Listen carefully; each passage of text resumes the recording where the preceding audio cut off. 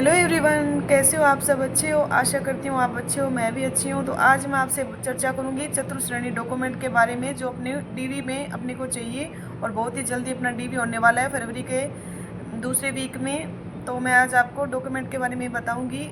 और जो 2 गुना की कट ऑफ है वो आपके सामने है, पर उसकी लिस्ट आनी अभी तक बाकी है, क्योंकि अभी डीवी होगा बच्चों का, फिर एक लिस्ट हो रहेगी उसकी।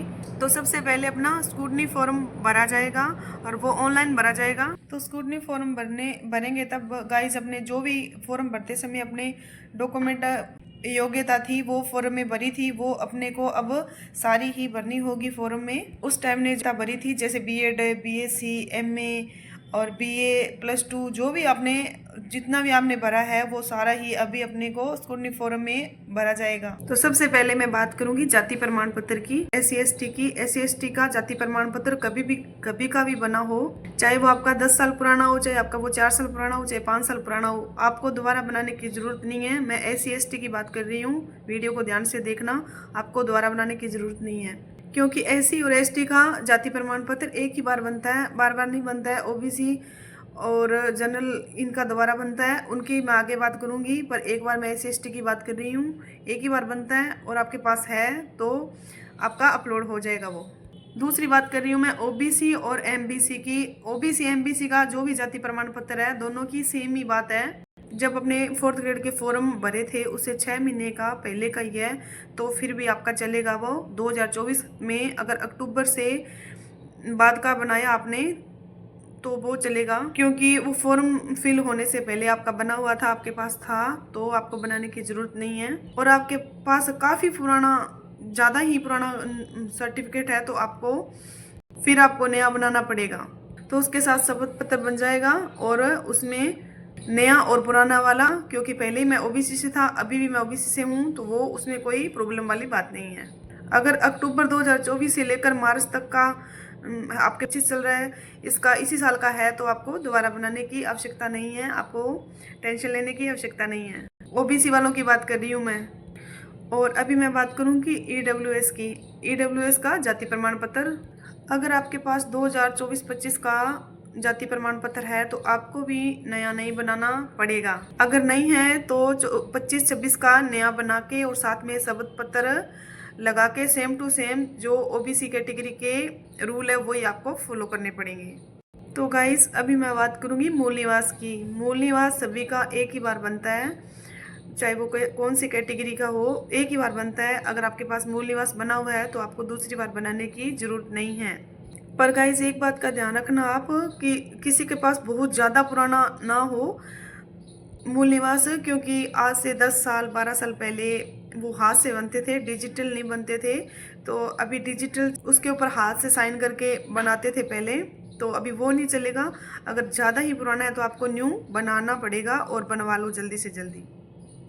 आपके पास डिजिटल होना अनिवार्य है, वो येलो पेज वाला जो डिजिटल नया आजकल बनता है ना, वो ही आपको बनाना पड़ेगा। तो आपको मैंने मार्कशीटें बता दी हैं, जो फॉर्म फिल किया था वो सारी लगेगी उसमें, और मूल निवास बता दिया, जाति प्रमाण पत्र बता दिया है।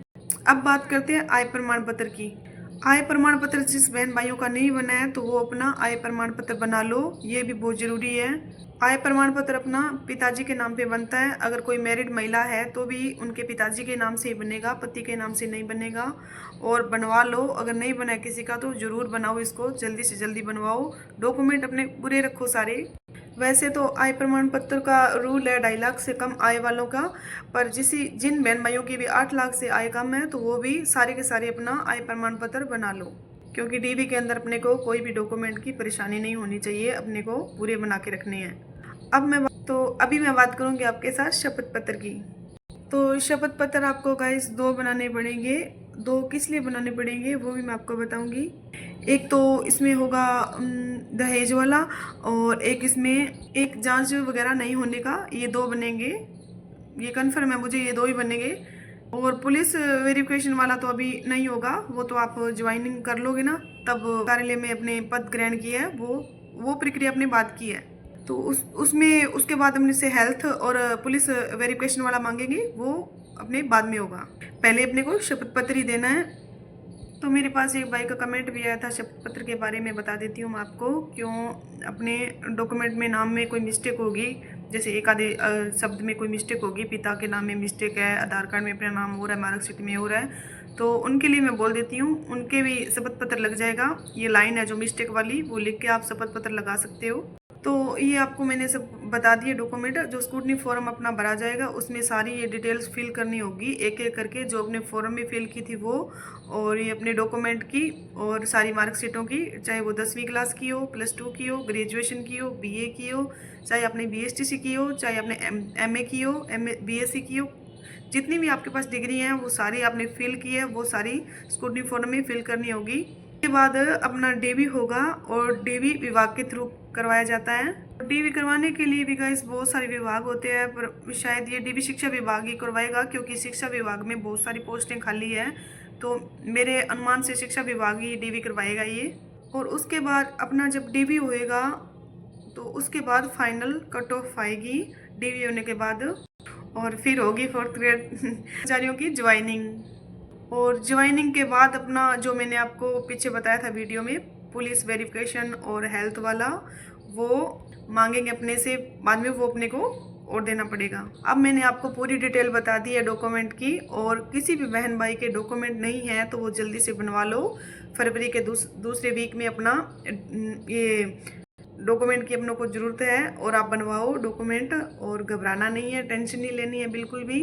किसी की डॉक्यूमेंट में कमी है तो बनवा लो, ऐसे बन जाते हैं। डॉक्यूमेंट को लेके इतनी परेशानी नहीं अपने को करनी है, और बनवा लेने डॉक्यूमेंट। आपको बार बार बोल रही हूँ मैं ये बात। हाँ, एक और बता देती हूँ आपको, धीरे धीरे मुझे भी याद आ रही है डॉक्यूमेंट। वो चरित्र प्रमाण पत्र एक और नहीं बताया मैंने आपको, वो और बता देती हूँ। चरित्र प्रमाण पत्र भी चाहिए अपने को। अपने को कितने चरित्र प्रमाण पत्र चाहिए? अपने को चाहिए 3 किस लिए चाहिए वो भी मैं आपको बता देती हूँ। वो तीन अपने को चाहिए। 3 में से एक तो अपने को वो चाहिए जो जहाँ से अपने लास्ट स्कूल किया है, लास्ट कॉलेज किया है, अपनी कोई भी डिग्री आपने जहाँ लास्ट की है ना, एक तो वो चाहिए अपने को। जैसे अपने +2 की है, तो मैं मेरे स्कूल से लेके आई थी, जब मैंने +2 की है तो वो मैं स्कूल से लेके आई थी चरित्र प्रमाण पत्र।